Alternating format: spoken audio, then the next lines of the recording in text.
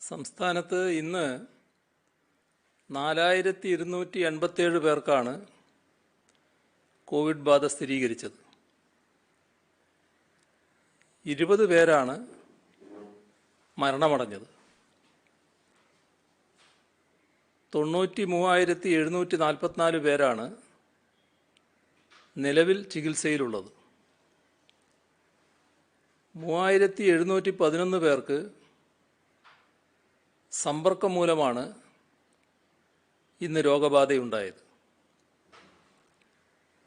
ഉറവിടമറിയാത്ത 471 പേരുണ്ട്.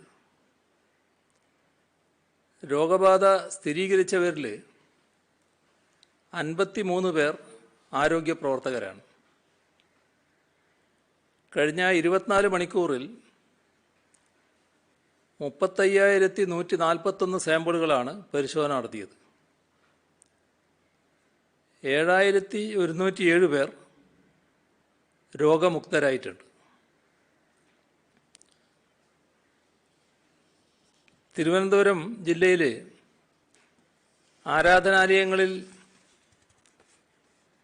വിപുലമായ break the chain സംവിധാനങ്ങൾ ഏർപ്പെടുത്തണമെന്ന സർക്കാർ നിർദ്ദേശത്തോട് എല്ലാ വിഭാഗങ്ങളിൽ നിന്നും മികച്ച പ്രതികരണമാണ് ഉണ്ടായിട്ടുള്ളത്. മത സാമുദായിക സംഘടനകളും അതിൻ്റെ നേതാക്കളും ഇക്കാര്യത്തിൽ പ്രത്യേകം അഭിനന്ദനം അർഹിക്കുന്നവരാണ്. ചില സ്ഥലങ്ങളിൽ ഒരു പ്രത്യേക പ്രശ്നം ഉയർന്നു വരുന്നുണ്ട്. ഈ ക്വാറന്റൈനിൽ കഴിയുന്നവരുടെ വീടുകളുടെ സമീപ പ്രദേശങ്ങളിൽ താമസിക്കുന്നവർ ക്വാറന്റൈനിൽ കഴിയുന്നവരോട് അസഹിഷ്ണുത കാണിക്കുന്നതായി ശ്രദ്ധയിൽപ്പെട്ടിട്ടുണ്ട്. ഒരർത്ഥത്തിൽ കോവിഡിനെതിരായ പോരാട്ടത്തിൻ്റെ മുൻനിരയിൽ കഴിയുന്നവരാണ് ക്വാറന്റൈനിലുള്ള നമ്മുടെ സഹോദരങ്ങൾ. യഥാർത്ഥത്തിൽ ഇവർക്ക് ആവശ്യമുള്ള സഹായങ്ങൾ നാം ഓരോരുത്തരും എത്തിച്ചു കൊടുക്കുകയാണ് വേണ്ടത്. കാരണം അവർ രോഗം സ്ഥിരീകരിക്കാത്തവരാണ്, എന്നാൽ രോഗബാധിതരുമായിട്ട് ബന്ധപ്പെടാനിടയായിരിക്കുന്നു. അങ്ങനൊരു പ്രൈമറി കോണ്ടാക്റ്റ് വന്നവരാണ് ഈ തരത്തിൽ ക്വാറന്റൈനിൽ കഴിയുന്നത്. അങ്ങനെ വരുമ്പോൾ ഒരു ഉറപ്പാക്കുക, സമൂഹത്തിൻ്റെ സുരക്ഷ കൂടി കരുതി, അഥവാ തനിക്കുണ്ടെങ്കിൽ തന്നിൽ നിന്ന് രോഗം മറ്റുള്ളവരിലേക്ക് പകരാതിരിക്കുക, ഇത്തരമൊരു ഉയർന്ന ചിന്തയുടെ ഭാഗമായിട്ട് കൂടിയാണ് ക്വാറന്റൈനിൽ കഴിയുന്നത്. അപ്പോൾ അവരോട് ഒരു തരത്തിലുള്ള മോശമായ പെരുമാറ്റവും ഉണ്ടാകാൻ പാടില്ല. മാന്യമായി അവരുടെ സമീപനത്തെ കാണുകയും ആവശ്യമായ പിന്തുണ അതിന് നൽകുകയുമാണ് വേണ്ടത്.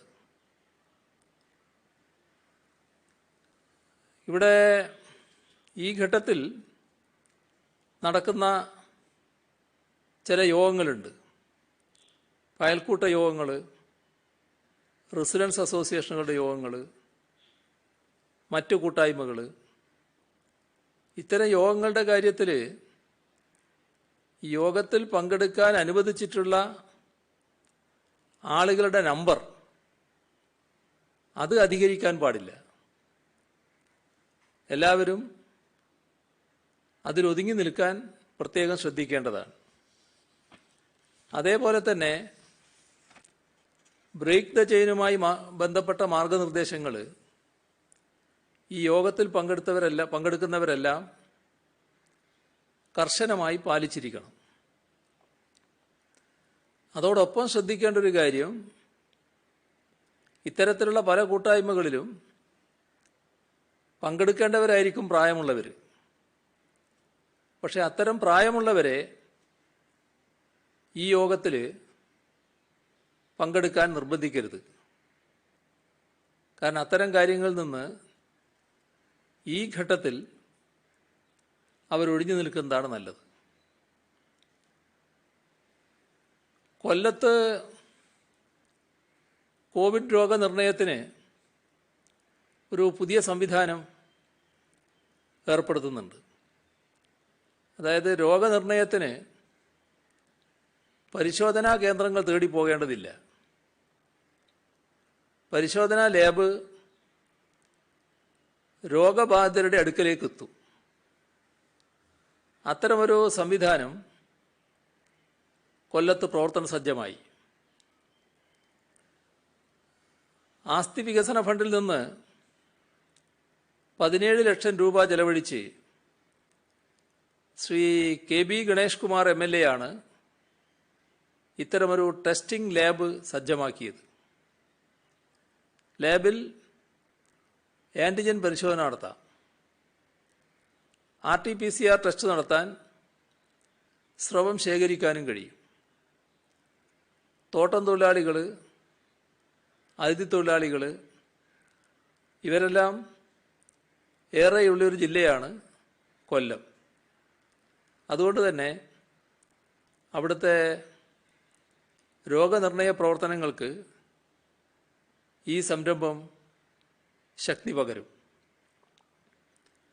പത്തനംതിട്ട ജില്ലയിലെ ഇരവിപേരൂർ ഗിൽഗാൽ ആശ്വാസ ഭവനത്തിൽ 177 പേർക്ക് ഞായറാഴ്ച ഇന്നലെ ഒക്ടോബർ 25 രോഗം സ്ഥിരീകരിച്ചതിനെ തുടർന്ന് സ്ഥാപനത്തിൽ തന്നെ Covid first line treatment centre സജ്ജീകരിച്ചു. ഡോക്ടറുടെയും സ്റ്റാഫ് നഴ്സിൻ്റെയും സേവനം അവിടെ ലഭ്യമാക്കിയിട്ടുണ്ട്. ഇപ്പോൾ പ്രധാന ചന്തകൾ, ബസ് സ്റ്റാൻഡുകൾ തുടങ്ങിയവ കേന്ദ്രീകരിച്ച് സ്വകാര്യ മേഖലയുടെ സഹകരണത്തോടെ സ്റ്റെപ്പ് കിയോസ്കുകൾ സജ്ജീകരിക്കുന്നതിനുള്ള നടപടികൾ പുരോഗമിക്കുകയാണ്. കോട്ടയം ജനറൽ ആശുപത്രിയിൽ 40 കിടക്കകളുള്ള കോവിഡ് ഇൻസെൻറ്റീവ് കെയർ യൂണിറ്റ് ബുധനാഴ്ച ഉദ്ഘാടനം ചെയ്യും. സെക്കൻഡ് ലൈൻ ചികിത്സാ കേന്ദ്രങ്ങളിലെ B കാറ്റഗറിയിലുള്ള രോഗികളുടെ നില ഗുരുതരമായാൽ വിദഗ്ധ ചികിത്സ ഉറപ്പാക്കുന്നതിനാണ് ഈ സംവിധാനം. ഇതേ രീതിയിൽ മെഡിക്കൽ കോളേജ് ആശുപത്രിയിലും 140 പുതിയ കിടക്കകൾ സജ്ജമാക്കുന്നുണ്ട്. ഇടുക്കി ജില്ലയിൽ ഇന്നലെ കൂടുതൽ രോഗം റിപ്പോർട്ട് ചെയ്യപ്പെട്ടത് ഉടുമ്പൻചോല, വെള്ളിയാമറ്റം പഞ്ചായത്തുകളിലാണ്. ഏലത്തോട്ടങ്ങളിൽ പണിയെടുക്കുന്ന തൊഴിലാളികൾക്കിടയിൽ രോഗം വ്യാപിക്കുന്നത് തടയാൻ പ്രതിരോധ നടപടികൾ സ്വീകരിച്ചിട്ടുണ്ട്. എറണാകുളത്ത് പ്ലാസ്മ ചികിത്സക്കായി 184 പേരിൽ നിന്ന് CCP ശേഖരിച്ചിട്ടുണ്ട്. ഇതിൽ 168 ഉപയോഗപ്പെടുത്തി, 16 എണ്ണം ശേഖരിച്ച് സൂക്ഷിച്ചിരിക്കുകയാണ്. പ്ലാസ്മ ദാനത്തിന് സന്നദ്ധത അറിയിച്ച് 25 പേർ കാത്തു നിൽക്കുന്നുമുണ്ട്. തൃശ്ശൂർ ജില്ലയിൽ 5 ദിവസത്തിനുള്ളിൽ 5000 കോവിഡ് രോഗികളാണ് ഉണ്ടായത്.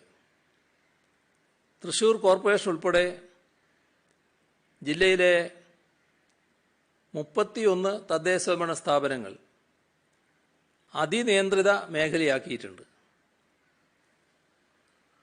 മരണനിരക്ക് കൂടാതിരിക്കാൻ കോഴിക്കോട് മെഡിക്കൽ കോളേജ് ആശുപത്രിയെ പൂർണ്ണ സജ്ജമാക്കാൻ ആരോഗ്യ വിദഗ്ധരുടെ യോഗം തീരുമാനിച്ചിട്ടുണ്ട്. മറ്റ് ഗുരുതര രോഗങ്ങളുള്ളവരാണ് കോവിഡ് മരണങ്ങളിൽ കൂടുതലും. കോഴിക്കോട് ജില്ലയിലേതിനു പുറമെ കണ്ണൂർ, വയനാട്, മലപ്പുറം ജില്ലകളിൽ നിന്നും ഗുരുതരാവസ്ഥയുള്ള രോഗികളും ചികിത്സക്കായി എത്തുന്നുണ്ട്. ഇതുകൊണ്ട് കോഴിക്കോട് മെഡിക്കൽ കോളേജ് ആശുപത്രിയിലെ സൗകര്യങ്ങൾ വർദ്ധിപ്പിക്കുന്നതിനുള്ള നടപടിയുണ്ടാവും. കാസർഗോഡ് ടാറ്റ ഗ്രൂപ്പ് സൗജന്യമായി നിർമ്മിച്ചു നൽകിയ ആശുപത്രി ബുധനാഴ്ച പ്രവർത്തനം ആരംഭിക്കും. ആശുപത്രിയുടെ സുഗമമായ പ്രവർത്തനങ്ങൾക്ക് ഒന്നാം ഘട്ടമായി മെഡിക്കൽ, പാരാമെഡിക്കൽ, അഡ്മിനിസ്ട്രേറ്റീവ് വിഭാഗത്തിലായി 191 പുതിയ തസ്തികകൾ സൃഷ്ടിച്ചിരുന്നു. നിയമനം നടന്നു വരികയാണ്. ഇപ്പോൾ കോവിഡ് ആശുപത്രിയായാണ് പ്രവർത്തിക്കുക. എന്നാൽ കോവിഡ് നിയന്ത്രണ വിധേയമാകുമ്പോൾ ഈ ആശുപത്രി സാധാരണ ആശുപത്രിയായി പ്രവർത്തിക്കാനാവും.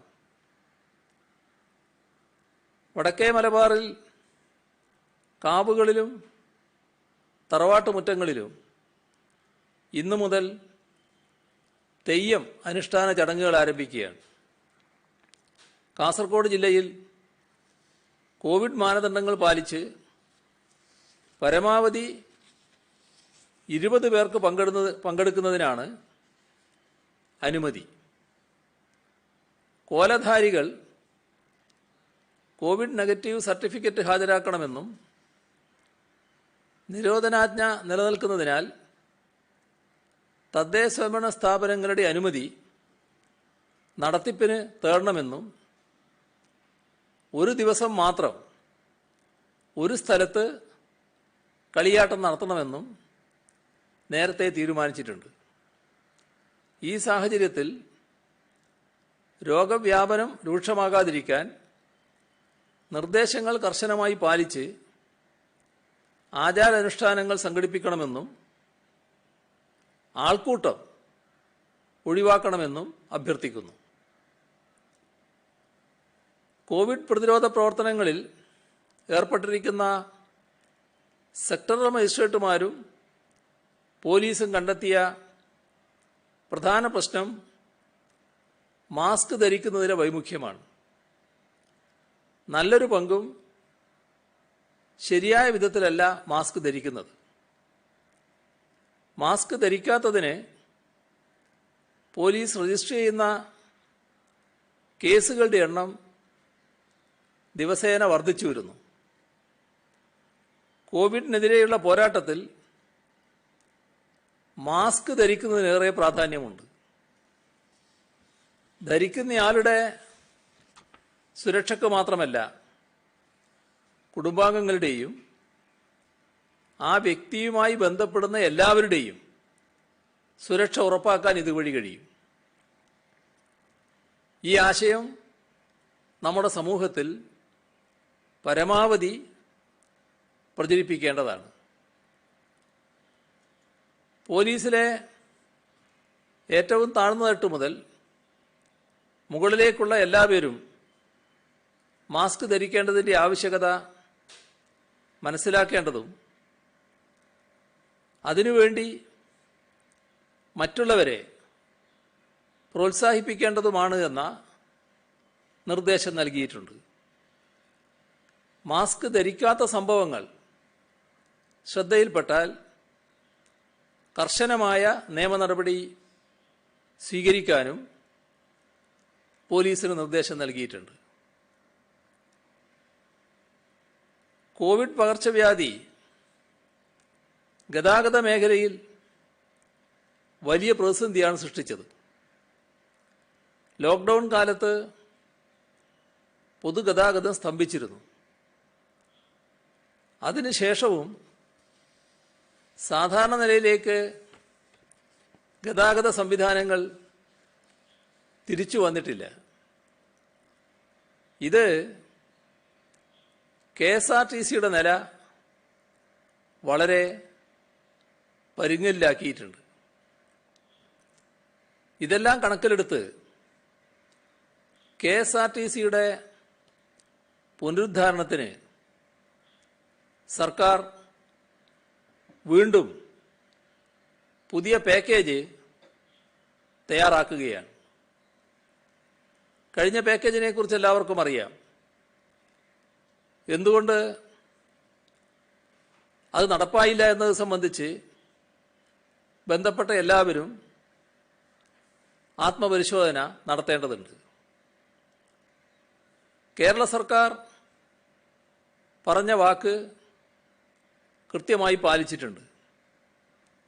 കഴിഞ്ഞ 2 വർഷവും 1000 കോടി രൂപ വീതം KSRTCക്ക് നൽകുകയുണ്ടായി. നടപ്പ് വർഷത്തിൽ സർക്കാർ നൽകുന്ന സാമ്പത്തിക സഹായം 2000 കോടി രൂപയിലേറെ വരും. ആകെ 4160 കോടി രൂപ KSRTCക്ക് ഈ സർക്കാർ ധനസഹായം നൽകിയിട്ടുണ്ട്. UDFന്റെ 5 വർഷ ഭരണകാലത്ത് KSRTCക്ക് ആകെ നൽകിയ സഹായം 1220 കോടി രൂപയായിരുന്നു. എന്നിട്ടും സർക്കാരിൻ്റെ അവഗണനയെക്കുറിച്ച് പല കോണുകളിൽ നിന്നും വിമർശനങ്ങൾ ഉണ്ടായിട്ടുണ്ട്. ഇതിനേറ്റവും മുന്നിൽ നിൽക്കുന്നവരുടെ സ്ഥിതിയാണ് അങ്ങേയറ്റം പരിഹാസ്യമായിട്ടുള്ളത്. ഇന്ത്യൻ റെയിൽവേ പോലും വിറ്റ് കാശാക്കുന്നതിന് തീരുമാനമെടുത്തിട്ടുള്ള കേന്ദ്രം ഭരിക്കുന്ന പാർട്ടിയുടെ ട്രേഡ് യൂണിയനാണ് ഇതിന് ഏറ്റവും മുന്നിൽ നിൽക്കുന്നത് എന്നത് ഒരു വിരോധാഭാസം തന്നെയാണ്. കേരള സർക്കാരിൻ്റെ നിലപാട് വളരെ വ്യക്തമാണ്. പൊതുമേഖലയെ സംരക്ഷിക്കുകയും വിപുലപ്പെടുത്തുകയും ചെയ്യും. KSRTCയെ പുനരുദ്ധരിക്കുക തന്നെ ചെയ്യും. പുതിയ പാക്കേജിൻ്റെ ഭാഗമായി തൊഴിലാളികളുടെ നീണ്ട കാലത്തെ ചില ആവശ്യങ്ങൾക്ക് പരിഹാരമുണ്ടാക്കുകയാണ്. അതിലേറ്റവും പ്രധാനപ്പെട്ടത് ബാങ്കുകൾ, LIC, KSFE തുടങ്ങിയ സ്ഥാപനങ്ങൾക്കുള്ള ജീവനക്കാരുടെ ശമ്പള റിക്കവറികൾ കുടിശ്ശികയിലാണ്. അതുപോലെ തന്നെയാണ് മെഡിക്കൽ റീഇംബേഴ്സ്മെൻറ്റും. ജൂൺ മാസം അവസാനം വരെയുള്ള കണക്ക് പ്രകാരം 255 കോടി രൂപ ഈ വകകളിൽ 2016 മുതൽ നൽകുവാനുണ്ട്. ഈ തുക സർക്കാർ അടിയന്തരമായി KSRTCക്ക് ലഭ്യമാക്കും. രണ്ടാമത്തത്, 2012 ശേഷം ശമ്പള പരിഷ്കരണം നടപ്പായിട്ടില്ല. അതിനുവേണ്ടിയുള്ള ചർച്ചകൾ തുടങ്ങിയിട്ട് പോലുമില്ല. ഇത് ജീവനക്കാരുടെ ഇടയിൽ വലിയ പ്രശ്നമാണ്. അത് മനസ്സിലാക്കി തന്നെ എല്ലാ ജീവനക്കാർക്കും, എല്ലാ സ്ഥിരം ജീവനക്കാർക്കും പ്രതിമാസം 1500 രൂപ വീതം ഇടക്കാല ആശ്വാസം അനുവദിക്കുന്നു. ഇതിനുള്ള അധിക തുക സർക്കാർ KSRTCക്ക് നൽകും. പാക്കേജിന്റെ ഭാഗമായി ശമ്പള പരിഷ്കരണത്തിനുള്ള ചർച്ചകളും ആരംഭിക്കും.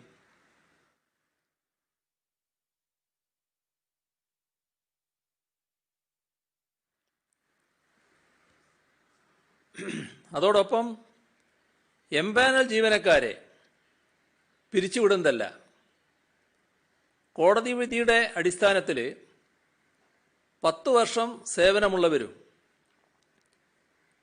PSC വഴിയോ എംപ്ലോയ്മെന്റ് വഴിയോ നിയമനം ലഭിച്ചവരെ മാത്രമേ സ്ഥിരപ്പെടുത്തുന്നതിന് പരിഗണിക്കാനാവൂ.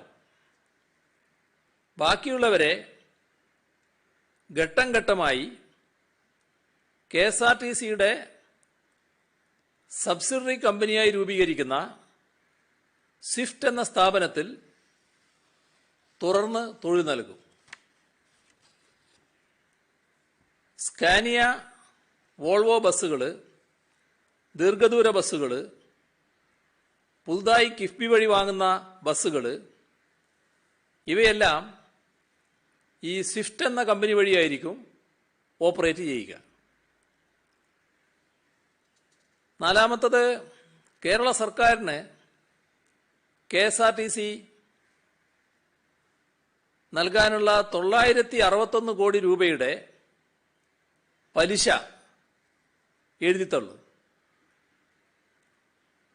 അതോടൊപ്പം 3194 കോടി രൂപയുടെ വായ്പ അത് ഓഹരിയായി മാറ്റും.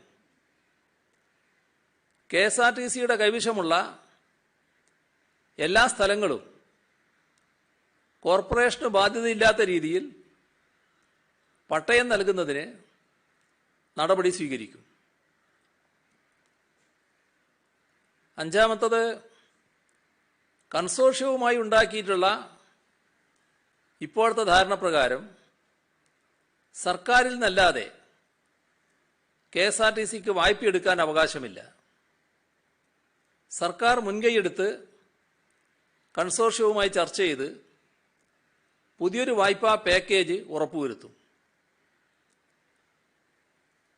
ആറാമത്തത്, ഇതോടൊപ്പം വരുമാനം വർദ്ധിപ്പിക്കുന്നതിനും ചെലവുകൾ ചുരുക്കുന്നതിനും വളരെ വിശദമായ ഒട്ടേറെ നടപടികൾ സ്വീകരിക്കേണ്ടി വരും.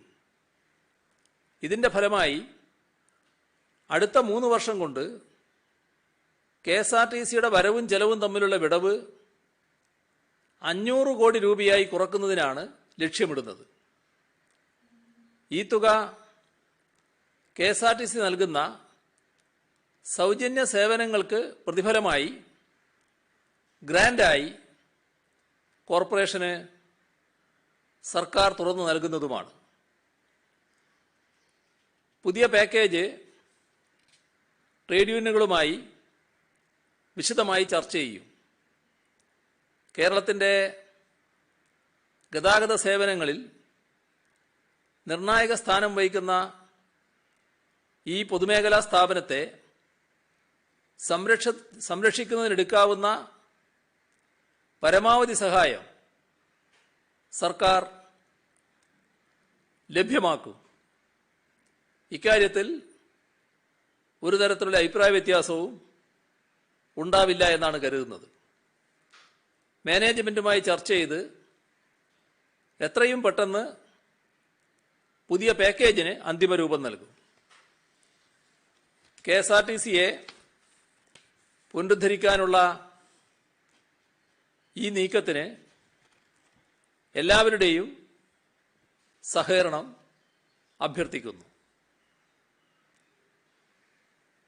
ഇപ്പം നമ്മുടെ രാജ്യത്താകെ സവാള വില കുതിച്ചുയരുകയാണ്.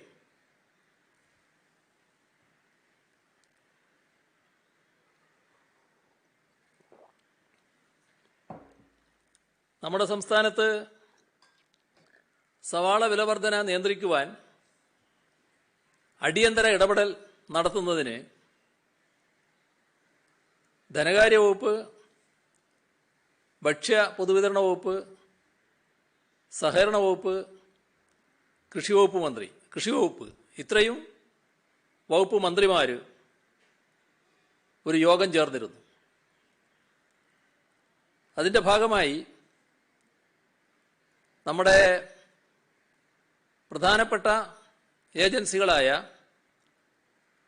സപ്ലൈകോ, ഹോർട്ടികോർപ്പ്, കൺസ്യൂമർ ഫെഡ് ഇവ മുഖേന നാഫെഡിൽ നിന്നും 1800 ടൺ സവാള വാങ്ങാൻ തീരുമാനമെടുത്തിട്ടുണ്ട്. Supplyco 1000 ton, Consumerfed 300 ton, Horticorp 500 ton. ഈ പ്രകാരമാണ് നാഫെഡിൽ നിന്നും സവാള വാങ്ങുക. ഒരു പഞ്ചായത്തിൽ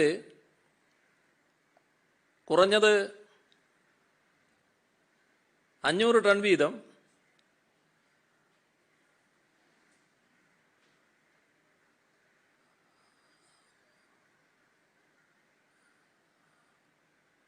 ആ എണ്ണത്തിന്റെ കാര്യം പിന്നെ നിശ്ചയിക്കുക. എല്ലാ സ്ഥലത്തും ഇത് കൃത്യമായി വിതരണം ചെയ്യാനാണ് ഉദ്ദേശിക്കുന്നത്.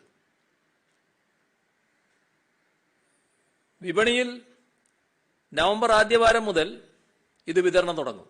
പലരും ഈ 31 തന്നെ കിട്ടും, 1 മറ്റോ വിതരണം തുടങ്ങാൻ പറ്റും. ഏതായാലും ആദ്യവാരം ഇത് തുടങ്ങാൻ കഴിയുമെന്ന് തന്നെയാണ് പ്രതീക്ഷിക്കുന്നത്. മിക്കവാറും 3-ാം തീയതിയോടുകൂടി പറ്റും എന്നാണ് അവർ പലരും പറഞ്ഞിട്ടുള്ളത്. തക്കാളി, ഉള്ളി, ഉരുളക്കിഴങ്ങ് ഇവ കേന്ദ്ര സർക്കാർ നടത്തുന്ന പദ്ധതി വഴി സംഭരണ കേന്ദ്രങ്ങളിൽ നിന്നും നേരിട്ട് ശേഖരിക്കാൻ സംസ്ഥാന സർക്കാരിൻ്റെ ഏജൻസികൾക്ക് അനുമതി നൽകാൻ അഭ്യർത്ഥിച്ചുകൊണ്ട് തമിഴ്നാട്, മഹാരാഷ്ട്ര മുഖ്യമന്ത്രിമാർക്ക് കത്തയച്ചിട്ടുണ്ട്. ഇത് കേന്ദ്ര ഗവൺമെൻറ് ഒരു പദ്ധതിയാണ്. ഈ പറഞ്ഞ തക്കാളിയും ഉള്ളിയും ഉരുളക്കിഴങ്ങും അത് സംസ്ഥാനങ്ങൾക്ക് താല്പര്യമുണ്ടെങ്കിൽ നാഫെഡ് അത് സംഭരിച്ച് നൽകുന്നതിന്, നേരിട്ട് കർഷകരിൽ സംഭരിച്ച് നൽകുന്നതിന് സഹായം നൽകുക എന്നുള്ളൊരു പദ്ധതിയാണ്. നാഫെഡിനോടും നാം ബന്ധപ്പെടും. അതേസമയം തമിഴ്നാട്ടിൽ നിന്നും മഹാരാഷ്ട്രയിൽ നിന്നും നേരിട്ട് സംഭരിക്കാൻ കഴിയുമെങ്കിൽ അത് ഏറ്റവും ഗുണകരമാണ് നമുക്ക്. അതുകൊണ്ടാണ് ഈ ആലോചനയുടെ ഭാഗമായി 2 മുഖ്യമന്ത്രിമാർക്കും ഇന്ന് തന്നെ കത്തയച്ചിട്ടുള്ളത്. ഇതോടൊപ്പം എടുത്തു പറയാനുള്ള മറ്റൊരു കാര്യം, പോലീസ് ആസ്ഥാനത്തെ crime and criminal tracking network പരിശീലന കേന്ദ്രം, പോലീസ് സ്റ്റുഡിയോ റൂം, തിരുവനന്തപുരത്തെ police control room, Alappuzha, Kottayam ജില്ലകളിലെ ജില്ലാതല പോലീസ് പരിശീലന കേന്ദ്രങ്ങൾ, ഇടുക്കി ജില്ലയിലെ മുട്ടം, കുളമാവ് എന്നീ പോലീസ് സ്റ്റേഷനുകളുടെ പുതിയ കെട്ടിടങ്ങൾ, തൃശൂർ സിറ്റിയിലെ കേന്ദ്രീകൃത ലോക്കപ്പ് സംവിധാനം ഇവയെല്ലാം ഇന്ന് ഉദ്ഘാടനം ചെയ്യുകയുണ്ടായി. അതേ ചടങ്ങിൽ വെച്ച് തന്നെ കണ്ണൂർ പോലീസ് കോംപ്ലക്സിന്റെ തറക്കല്ലിടലും ഇന്ന് നടന്നു. തിരുവനന്തപുരത്ത് പോലീസ് ആസ്ഥാനത്തൊരുക്കിയ CCTNS കേന്ദ്രത്തിൽ ഒരേ സമയം 56 പേർക്ക് പരിശീലനം നൽകാൻ കഴിയുന്ന ഇന്ററാക്റ്റീവ് പാനൽ ഉൾപ്പെടെയുള്ള നൂതന സംവിധാനങ്ങളുണ്ട്. ട്രെയിൻ യാത്രക്കാർക്ക് അടിയന്തര ഘട്ടങ്ങളിൽ ബന്ധപ്പെടാൻ തിരുവനന്തപുരത്ത് ആരംഭിച്ച റെയിൽവേ പോലീസ് കൺട്രോൾ റൂം സഹായകമാവും. തൃശ്ശൂരിൽ നിലവിൽ വന്ന കേന്ദ്രീകൃത ലോക്കപ്പ് സംവിധാനത്തിൽ പാർപ്പിക്കുന്ന പ്രതികളുടെ നീക്കങ്ങൾ CCTV മുഖേന 24 മണിക്കൂറും നിരീക്ഷിക്കാൻ കഴിയും. ഇതോടൊപ്പം ഇന്ന് നടന്ന മറ്റൊരു ചടങ്ങ് കൊല്ലം ജില്ലാ ആസൂത്രണ സമിതിക്കായി നിർമ്മിച്ച മന്ദിരത്തിന്റെ ഉദ്ഘാടനം നടന്നു. അതോടൊപ്പം തന്നെ വടക്കാഞ്ചേരി നഗരസഭാ മന്ദിരത്തിന്റെ ഉദ്ഘാടനവും ഇന്ന് നിർവഹിക്കുകയുണ്ടായി. 3 കോടി രൂപ ചെലവിട്ട് ആധുനിക സാങ്കേതിക വിദ്യയായ ഗ്ലാസ് ഫൈബർ റീഇൻഫോഴ്സ്ഡ് ജിപ്സം ടെക്നോളജിയാണ് ഇവിടെ ഉപയോഗിച്ചിരിക്കുന്നത്. വടക്കാഞ്ചേരിയിൽ ഇത്തരത്തിൽ നിർമ്മിക്കുന്ന ആദ്യ നഗരസഭാ മന്ദിരമാണിത്. അയ്മനത്ത് ഗ്രാമപഞ്ചായത്ത് വാങ്ങി നൽകിയ ഭൂമിയിൽ 18 കുടുംബങ്ങൾക്ക് റോട്ടറി ഡിസ്ട്രിക്ട് നിർമ്മിച്ചു നൽകിയ 9 ഇരട്ട വീടുകളുടെ താക്കോൽദാനം ഇന്ന് നിർവഹിക്കുകയുണ്ടായി.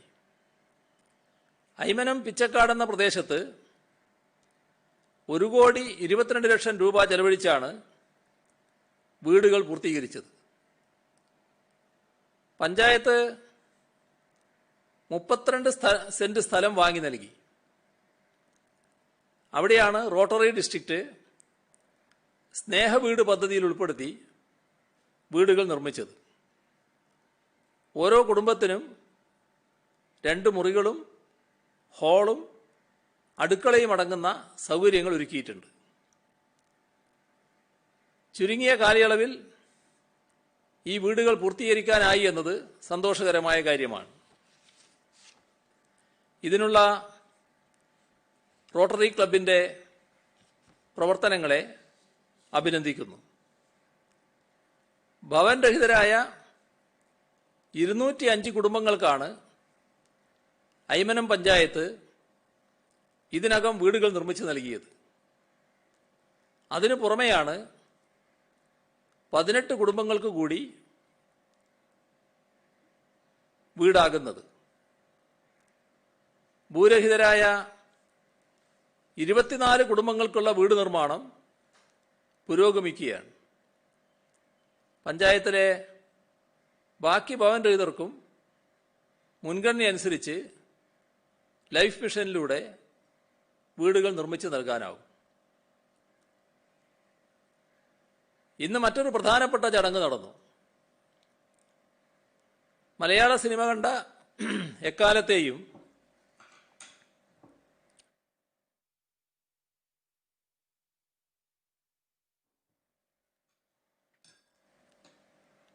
മികച്ച കലാകാരനൊരാളായ പ്രേം നസീറിന് ജന്മനാടായ ചിറയൻകീഴിൽ സ്മാരകമൊരുങ്ങുകയാണ്. 15,000 ചതുരശ്രടി വിസ്തീർണത്തിൽ മിനി തിയേറ്റർ ഉൾപ്പെടെ അത്യാധുനിക സൗകര്യങ്ങളോടുകൂടിയ സ്മാരകമാണ് നിർമ്മിക്കുന്നത്. ഈ അതുല്യ കലാകാരന്റെ സ്മരണക്കായി സ്മാരകം വേണമെന്ന മലയാളികളുടെ അഭിലാഷമാണ് ഇതോടെ പൂവണിയുന്നത്. മന്ദിരത്തിൻ്റെ നിർമ്മാണോദ്ഘാടനമാണ് ഇന്ന് നിർവഹിച്ചത്. 3 നിലകളിലായി നിർമ്മിക്കുന്ന കെട്ടിടത്തിൽ museum, open air theatre, stage, library, cafeteria, board റൂമുകൾ ഇവയെല്ലാം ഉണ്ടാകും. ആവശ്യത്തിന് പാർക്കിംഗ് സൗകര്യവും ഉണ്ടായിരിക്കും. 4 കോടി രൂപയാണ് പദ്ധതിയുടെ ചെലവ്. സാംസ്കാരിക വകുപ്പിൻ്റെ കീഴിൽ ചിറയൻകീഴിലെ ശർക്കര ക്ഷേത്രത്തിന് സമീപമാണ് സ്മാരകം നിർമ്മിക്കുന്നത്.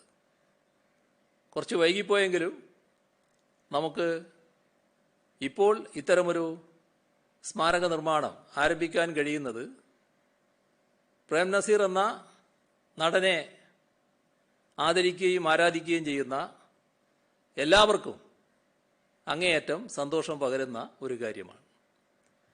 ഇത്രയും കാര്യങ്ങളാണ് ഇന്ന് കൈമാറാനുള്ളത്.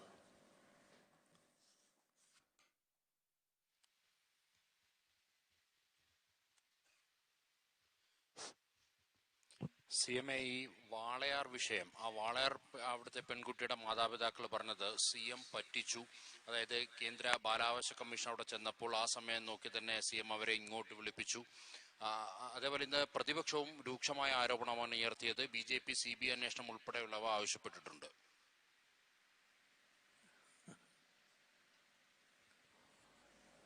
അതില് എല്ലാവർക്കും അറിയാവുന്ന ഒരു വസ്തുതയുണ്ട്. ആരെയും പറ്റിക്കുന്ന നിലപാട് മുഖ്യമന്ത്രി എന്ന നിലക്ക് എനിക്കില്ല. ഇവിടെ വാളയാറിൽ മരണപ്പെട്ട കുട്ടികളുടെ അമ്മയ്ക്ക് നീതി ലഭ്യമാകണമെന്ന ഉറച്ച തീരുമാനമാണ് സർക്കാരിനുള്ളത്. അവർക്കൊപ്പം തന്നെയാണ് നമ്മളെല്ലാം ഉള്ളത്. 1 വർഷം മുൻപ് അവർ വന്ന് കണ്ടപ്പോഴും അവരോട് ഈ കാര്യം പറഞ്ഞിരുന്നു. അവരോട് സംസാരിച്ച കാര്യങ്ങൾ പാലിക്കാൻ തന്നെയാണ് ഈ കാലയളവിൽ ശ്രമിച്ചിട്ടുള്ളത്. കേസിൽ പ്രതികളായവരെ വെറുതെ വിട്ടതിനെതിരായ നിയമപോരാട്ടമാണ് പ്രധാനം. അതിന് സർക്കാർ തന്നെയാണ് മുൻകൈയെടുത്തത്.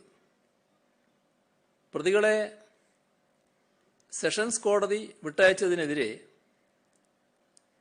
2019 തന്നെ സർക്കാർ ഹൈക്കോടതിയിൽ അപ്പീൽ നൽകി. അതോടൊപ്പം മരണപ്പെട്ട കുട്ടികളുടെ അമ്മ ഫയൽ ചെയ്ത അപ്പീലുകളും ഹൈക്കോടതിയിൽ നിലവിലുണ്ട്. വെറുതെ വിട്ട പ്രതികളെ അറസ്റ്റ് ചെയ്യാൻ കോടതി ഉത്തരവിട്ടത് സർക്കാർ കോടതിയോട് ആവശ്യപ്പെട്ട പ്രകാരമാണ്. സർക്കാരിൻ്റെ ആവശ്യത്തിൻ്റെ ഗൗരവം മനസ്സിലാക്കിയായിരുന്നു ഹൈക്കോടതി അപൂർവമായ ഇത്തരമൊരു ഇടപെടൽ നടത്തിയത്. വിചാരണ നടത്തി പ്രതികളെ നിരുപാധികം വിട്ടയച്ച കേസിൽ മറ്റൊരു ഏജൻസിയെ കൊണ്ട് അന്വേഷണം നടത്തിക്കാൻ നിയമപരമായി സാധിക്കില്ല. എന്നാൽ വിചാരണ കോടതിയിൽ സംഭവിച്ച വീഴ്ചകൾ ചൂണ്ടിക്കാണിച്ച് വിചാരണ കോടതിയുടെ വിധി റദ്ദാക്കി പുനർവിചാരണ സാധ്യമാകുന്ന പക്ഷം തുടരന്വേഷണം ആവശ്യപ്പെടാനാകും. ഇതിനാണ് പരിശ്രമിച്ചുകൊണ്ടിരിക്കുന്നത്. ഹൈക്കോടതിയിലെ അപ്പീൽ നൽകി കാത്തു നിൽക്കാം എന്ന സമീപനമല്ല സർക്കാർ സ്വീകരിച്ചത്. അപ്പീലുകൾ ഹൈക്കോടതി പരിഗണിക്കുന്നതിന് സ്വാഭാവിക കാലതാമസം ഉണ്ടാകുന്നുണ്ട്. ഈ കാലതാമസം ഒഴിവാക്കാൻ കേസ് വേഗത്തിൽ പരിഗണിക്കണമെന്നാവശ്യപ്പെട്ട് സർക്കാർ ഹൈക്കോടതിയിൽ ഒരു അർജന്റ് മെമ്മോ ഫയൽ ചെയ്തു. നവംബർ 9 കേസ് പരിഗണിക്കുമെന്ന് ബഹുമാനപ്പെട്ട ഹൈക്കോടതി വ്യക്തമാക്കിയിട്ടുമുണ്ട്. കോടതി നടപടികൾ പൂർത്തിയാകുന്ന മുറക്ക് നമുക്ക് തീരുമാനമെടുക്കാനുമാകും. മറ്റൊന്ന്, കേസിൽ സംഭവിച്ച വീഴ്ചകളെ സംബന്ധിച്ചാണ്. ഈ കേസിൽ വിചാരണ വേളയിൽ ഉണ്ടായ വീഴ്ച പരിശോധിക്കുന്നതിനായി റിട്ടയേർഡ് ജില്ലാ ജഡ്ജി PK ഹനീഫയെ കമ്മീഷനായി സർക്കാർ നിയമിച്ചു. അദ്ദേഹത്തിന് റിപ്പോർട്ട് ലഭ്യമായി. അത് നടപടിക്കുറിപ്പുകളോടെ നിയമസഭയുടെ മേശപ്പുറത്ത് വെക്കുകയും ചെയ്തിട്ടുണ്ട്. വിചാരണ കോടതിയിലെ സ്പെഷ്യൽ പ്രോസിക്യൂട്ടർമാരായിരുന്നവരെ മാറ്റി നിർത്തിയിട്ടുണ്ട്. കമ്മീഷൻ കുറ്റക്കാരെന്ന് കണ്ടെത്തിയ പോലീസ് ഉദ്യോഗസ്ഥർക്കെതിരെ കുറെ കൂടി കർശന നടപടികൾ സ്വീകരിക്കും. കുട്ടികളുടെ മാതാവ് സർക്കാരിൽ വിശ്വാസമാണെന്ന് ഇന്നും പറയുന്നത് കേൾക്കുകയുണ്ടായി. ആ കുടുംബത്തിന് നീതി ലഭ്യമാക്കുന്നതിന് വേണ്ടി ഇനിയും ആവശ്യമായ ഇടപെടലുകൾ സർക്കാർ സ്വീകരിക്കും.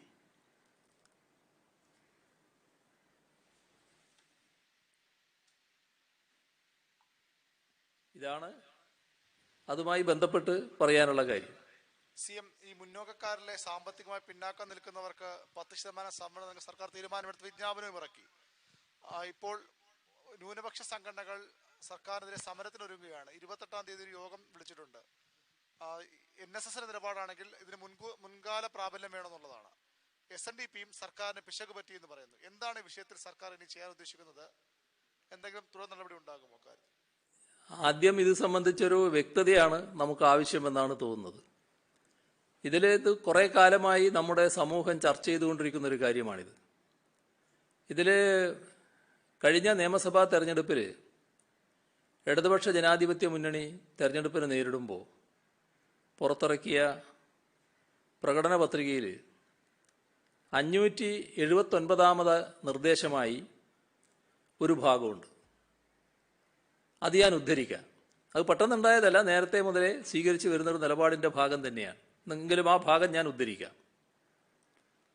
സാമൂഹ്യമായി പിന്നോക്കം നിൽക്കുന്ന ജനവിഭാഗങ്ങളെ കൈപിടിച്ചുയർത്തുന്നതിനുള്ള സംവരണത്തെ അട്ടിമറിക്കുന്നതിനുള്ള പരിശ്രമമാണ് RSS നടത്തിക്കൊണ്ടിരിക്കുന്നത്. പട്ടികജാതി പട്ടികവർഗ വിഭാഗക്കാർക്കും വിദ്യാഭ്യാസപരമായും സാമൂഹ്യമായും പിന്നോക്കം നിൽക്കുന്ന ജനവിഭാഗങ്ങൾക്കും സർക്കാർ ഉദ്യോഗങ്ങളിൽ ഇന്നുള്ള തോതിൽ സംവരണം തുടരുമെന്ന നയത്തിൽ LDF ഉറച്ചു നിൽക്കുന്നു. ഓരോ സമുദായത്തിനും അർഹതപ്പെട്ട സംവരണാനുകൂല്യം മുഴുവൻ അവർക്ക് തന്നെ കിട്ടുമെന്ന് ഉറപ്പുവരുത്തേണ്ടതാണ്.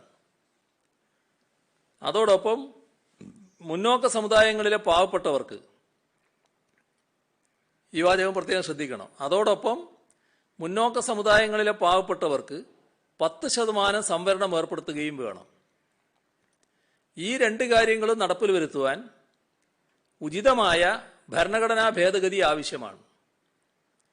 ഇത്തരമൊരു ഭരണഘടനാ ഭേദഗതി നടപ്പിൽ വരുത്താൻ LDF പരിശ്രമിക്കുന്നതായിരിക്കും.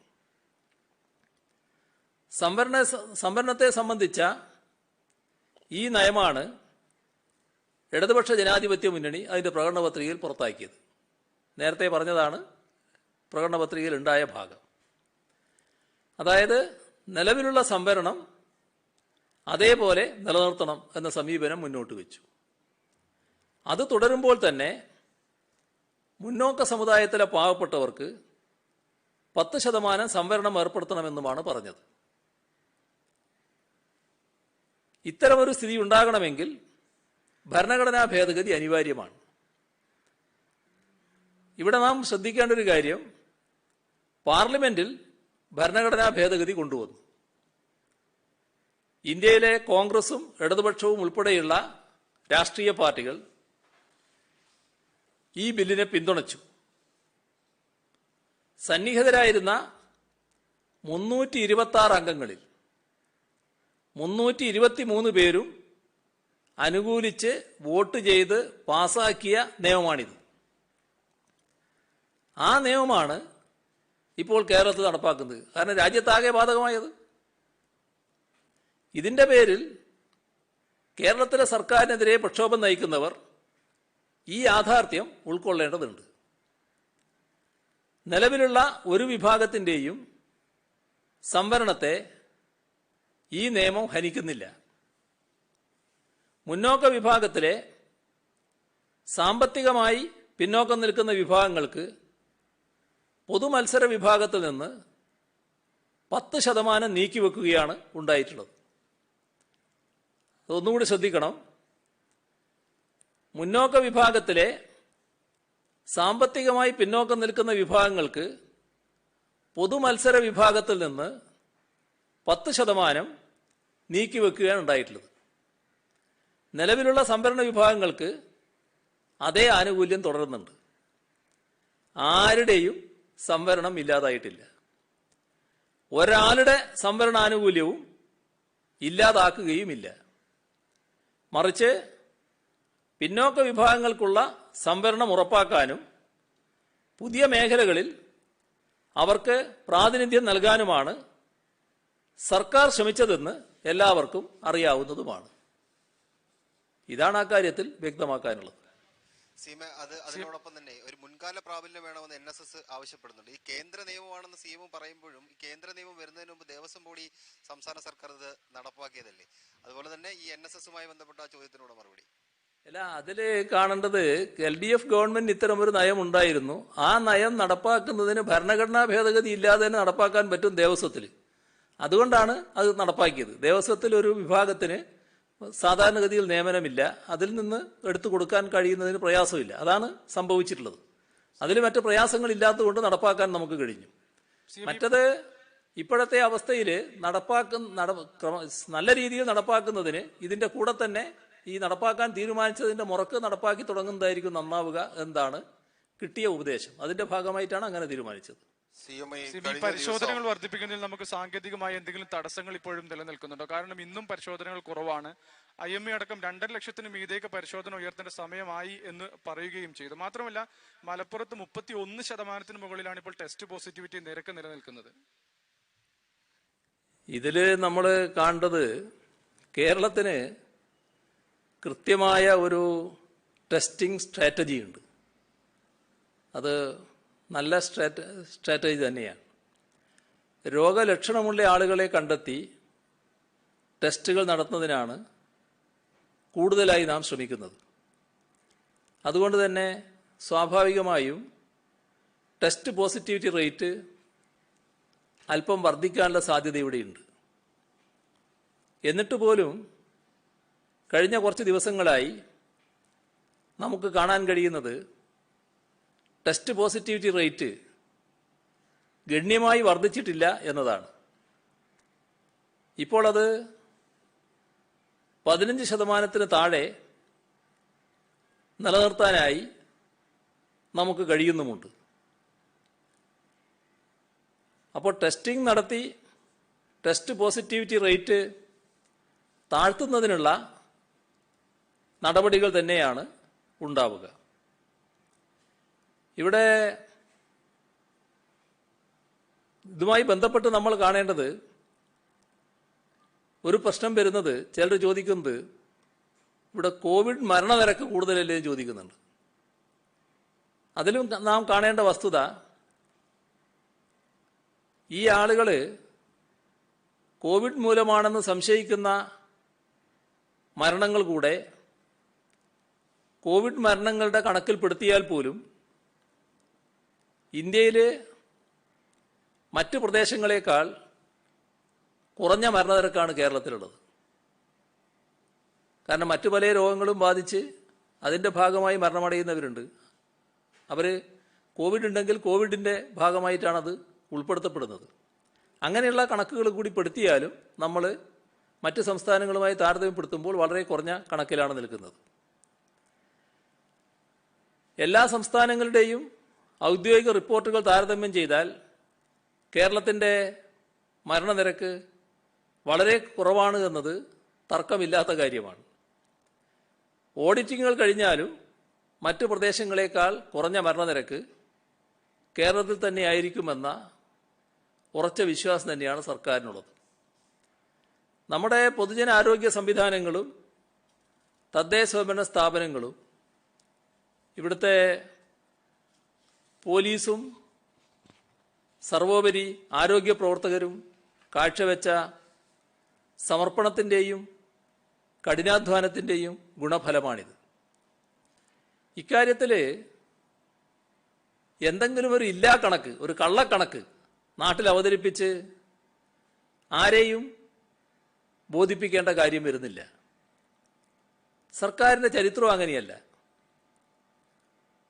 ഇപ്പോൾ 2017 ഡെങ്കി പകർച്ചവ്യാധിയുമായി ബന്ധപ്പെട്ട് സർക്കാർ നടത്തിയ ഓഡിറ്റിംഗ് എന്തായിരുന്നുവെന്ന് ഇപ്പോൾ നാം ഒന്ന് ഓർമ്മിക്കുന്നത് നല്ലതാണ്. അന്ന് ആദ്യഘട്ടത്തിൽ 40-ൽ താഴെ മരണങ്ങളാണ് ഡെങ്കി കാരണം റിപ്പോർട്ട് ചെയ്തത്. എന്നാൽ പിന്നീട് ഓഡിറ്റിങ്ങിന് ശേഷം കൂടുതൽ മരണങ്ങൾ കണ്ടെത്തി, അത് റിപ്പോർട്ട് ചെയ്യുകയും ചെയ്തു.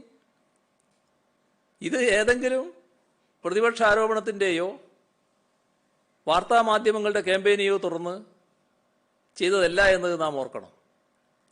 അത് സർക്കാരിൻ്റെ ഉത്തരവാദിത്വമാണ്.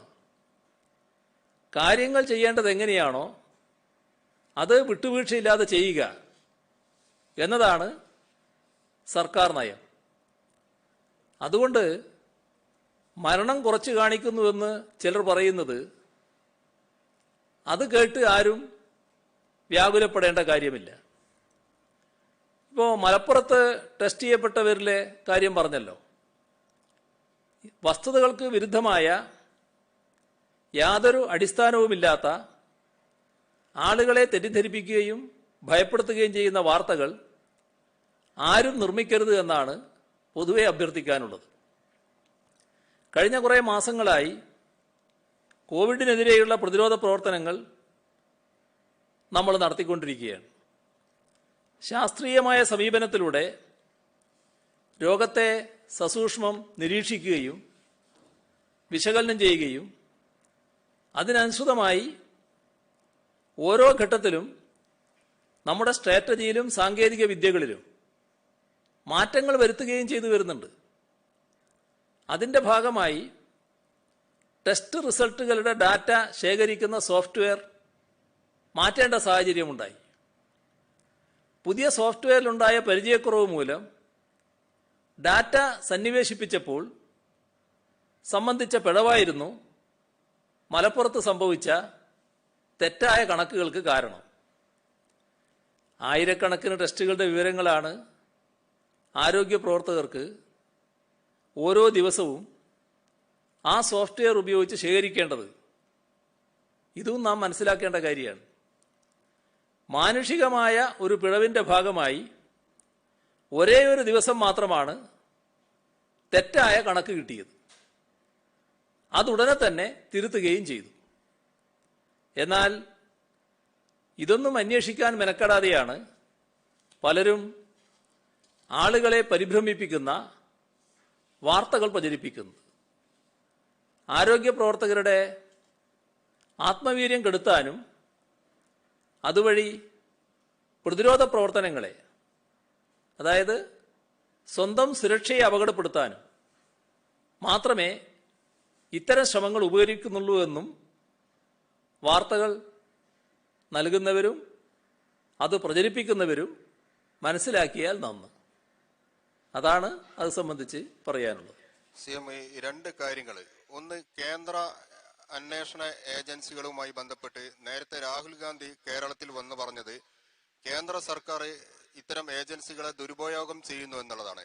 അതിനുശേഷവും KPCC പ്രസിഡന്റും പ്രതിപക്ഷ നേതാവും രാഹുൽ ഗാന്ധിയെ തള്ളിപ്പറഞ്ഞു, CBI അടക്കം ന്യായീകരിച്ചു. ഇന്നിപ്പോ സോണിയാഗാന്ധി ഹിന്ദുസ്ഥാൻ ടൈംസിന് നൽകിയൊരു അഭിമുഖത്തിൽ അതേക്കാൾ രൂക്ഷമായ രീതിയിൽ നരേന്ദ്രമോദിയും അമിത്ഷായും കേന്ദ്ര ഏജൻസികളെ ദുരുപയോഗം ചെയ്യുന്നതായിട്ട് പറയുന്നു. ഇതേക്കുറിച്ച് എന്താണ് അത് അഭിപ്രായം? അതേപോലെ KM ഷാജിക്കെതിരെ അനധികൃത സ്വത്ത് സമ്പാദനവുമായി ബന്ധപ്പെട്ട് ഏതെങ്കിലും പരാതി ലഭിച്ചിട്ടുണ്ടോ? യുവജന സംഘടന അടക്കം അതേക്കുറിച്ച് സമരത്തിന് തയ്യാറെടുക്കുന്നതായിട്ട് അവർ പ്രഖ്യാപിച്ചു കഴിഞ്ഞിട്ടുണ്ട്. ഇതിൽ ആദ്യം പറഞ്ഞ കാര്യം കോൺഗ്രസിൻ്റെ പ്രഖ്യാപിതമായ ഈ കാലഘട്ടത്തിലെ നയത്തിനനുസൃതമായാണ് കോൺഗ്രസ് നേതൃത്വം പ്രതികരിക്കുന്നത്. രാഹുൽ ഗാന്ധി അഖിലേന്ത്യാ നേതാവാണ് എന്നുള്ളത് കൊണ്ട് തന്നെ കേരളത്തിൽ വന്നപ്പോൾ അദ്ദേഹം നടത്തിയ പ്രസ്താവനയും അതിനനുസൃതമായതായിരുന്നു. പക്ഷേ ആ കാര്യത്തിൽ രാഷ്ട്രീയത്തിൻ്റെ ആദ്യ അക്ഷരങ്ങൾ അറിയാവുന്ന ആർക്കും മനസ്സിലാക്കാൻ കഴിയാത്ത രീതിയിലുള്ള പ്രതികരണമാണ് കേരളത്തിലെ പ്രതിപക്ഷ നേതാവിൽ നിന്നുണ്ടായത്. അവരുടെ പാർട്ടിക്കാരിയാണ്, അത് ഞാൻ പ്രതികരിക്കേണ്ട കാര്യമല്ല. എങ്കിലും നമ്മളെല്ലാം മറ്റൊരു നിലക്ക് നോക്കിയാൽ രാഷ്ട്രീയ രംഗത്തുള്ളവരാണല്ലോ. ഒരു അഖിലേന്ത്യാ പാർട്ടിയുടെ ഭാഗമായി പ്രവർത്തിക്കുമ്പോൾ അഖിലേന്ത്യാ നേതൃത്വം പറയുന്ന കാര്യത്തെ തള്ളിപ്പറയാൻ സാധാരണഗതിയിൽ ഒരു സംസ്ഥാന നേതൃത്വമോ നേതൃനിരയിലുള്ളവരോ തയ്യാറാകില്ല. ഇവിടെ പച്ചയായി അത് പറയുന്നതാണ് കണ്ടത്. എന്നെ ആശ്ചര്യപ്പെടുത്തിയൊരു കാര്യമായിരുന്നു അത്. കാരണം പ്രതിപക്ഷ നേതാവ് ഉത്തരവാദപ്പെട്ടൊരു സ്ഥാനത്തിരിക്കുന്നയാളാണ്, കോൺഗ്രസിൻ്റെ പ്രധാനപ്പെട്ട നേതാവാണ്. എന്താണ് അദ്ദേഹം ഇങ്ങനെയൊരു നിലപാടെടുക്കാൻ കാരണമെന്ന് വല്ലാതെ ആശ്ചര്യപ്പെട്ടിരുന്നു ഞാൻ. അപ്പോഴാണ് അതിനൊരു കാരണമുണ്ടായി എന്ന് പിന്നീട് വാർത്തകളിലൂടെ വ്യക്തമാകുന്നത്. ഞാൻ അന്ന് ആ വാർത്ത ശ്രദ്ധിച്ചിരുന്നില്ല. എന്നോട് നേരത്തെ നിങ്ങൾ ഈ ചോദ്യം ചോദിച്ചപ്പോൾ അതിനു മുൻപുണ്ടായ കാര്യം എൻ്റെ ശ്രദ്ധയിലുണ്ടായിരുന്നില്ല. അതായത് BJPയുടെ ഒരു നേതാവ് പരസ്യമായി ഈ നിലപാടിനെ വിമർശിച്ചു എന്നാണ് കേട്ടത്. അദ്ദേഹം പറഞ്ഞതായിട്ട് കേട്ടത്, ഇതേവരെ എല്ലാ സമരത്തിലും ഞങ്ങളും കോൺഗ്രസും ഒരേ നിലപാടാണ് സ്വീകരിച്ചു പോകുന്നത്. ഇപ്പോൾ രാഹുൽ ഗാന്ധി വന്ന് ചില കാര്യങ്ങൾ പറഞ്ഞിരിക്കുന്നു. രാഹുൽ ഗാന്ധി വന്നതിന് ശേഷം കോൺഗ്രസിൻ്റെ നിലപാട് മാറിയോ? ഇതാണ് അദ്ദേഹം ചോദിച്ച ചോദ്യം. ആ ചോദ്യത്തിനുള്ള വ്യക്തത വരുത്തലാണ് പ്രതിപക്ഷ നേതാവിൽ നിന്നുണ്ടായത് എന്ന് പിന്നീടാണ് എനിക്ക് മനസ്സിലാകുന്നത്. അതിൻ്റെ ആവശ്യം എന്തായിരുന്നു? അപ്പോൾ ഇവിടെ എല്ലാ കാര്യങ്ങളിലും ഒന്നിച്ചു നീങ്ങുന്ന ശക്തികൾ, അത് അഖിലേന്ത്യാ നയമല്ല, രാജ്യത്ത് അങ്ങനെയൊരു നയമില്ല.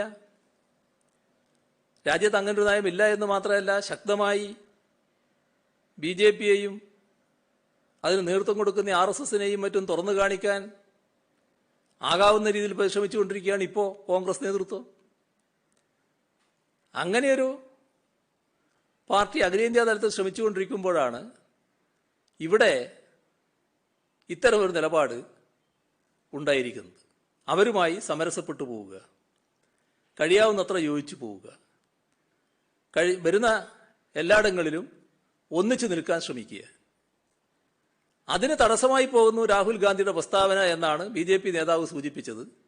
അതല്ല, ഞങ്ങൾ അവിടെ തന്നെയാണ്, അഖിലേന്ത്യാ നേതൃത്വം അവരുടെ കാര്യം നോക്കിയാൽ മതി, ഇവിടുത്തെ കാര്യം നോക്കാൻ ഞങ്ങളുണ്ടല്ലോ എന്നൊക്കെ പറയുന്ന നില അതിൻ്റെ ഭാഗമായിട്ടാണ് വന്നത്.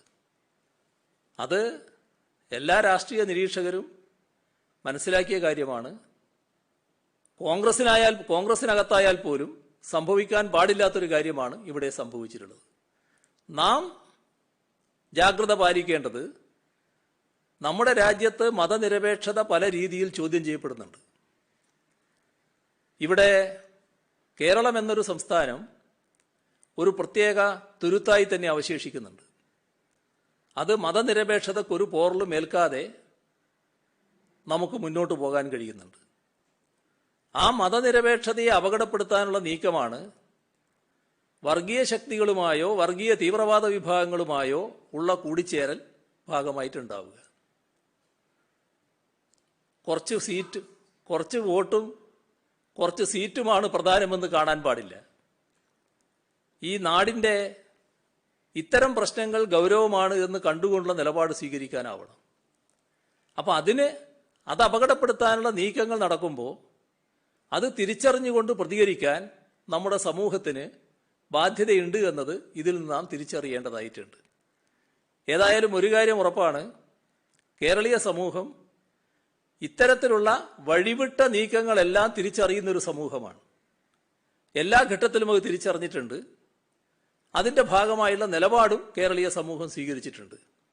ഇതിലും അത് തന്നെ സംഭവിക്കുമെന്നാണ് കാണേണ്ടത്. പക്ഷേ ചിന്തിക്കുന്ന, കോൺഗ്രസിൻ്റെ നിലപാടുകളിൽ ഇപ്പോഴും നിൽക്കുന്ന കോൺഗ്രസ്സുകാർ ആലോചിക്കേണ്ട ഒരു കാര്യം, ഇത്തരത്തിലുള്ള വഴിവിട്ട പരസ്യമായ പ്രഖ്യാപനങ്ങളടക്കം